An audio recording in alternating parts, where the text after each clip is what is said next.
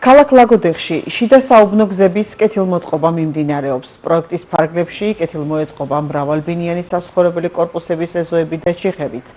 ამ ეტაპზე სამუშაოები 6 ლოკაციაზე მიმდინარეობს. პროექტები ადგილობრივი და ცენტრალური ბიუჯეტიდან ფინანსდება. ინტენსიურად მიმდინარეობს ლაგოდეხის მუნიციპალიტეტში საგზაო ინფრასტრუქტურის მოწყობის სამუშაოები.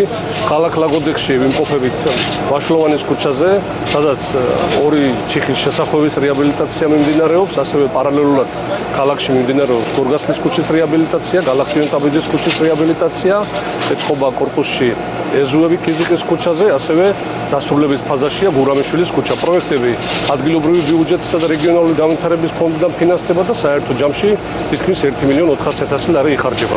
გზა იყო ძალიან ძველი, წლების განმავლობაში ველოდებოდით, რომ ჩვენთანაც დაიგებოდა როგორც სხვაგან. ბავშვები რომ გამოდიოდნენ ხოლმე, მანქანა რომ გაივლიდა, გამოვიდა, ისე მტვერდებოდა ხოლმე აქაურობა და ეხლა ძალიან კმაყოფილები ვართ.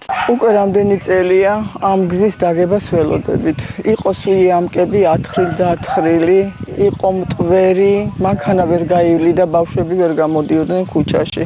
აი ეხლა იგება ახალი ასფალტი და ძალიან გვიხარია.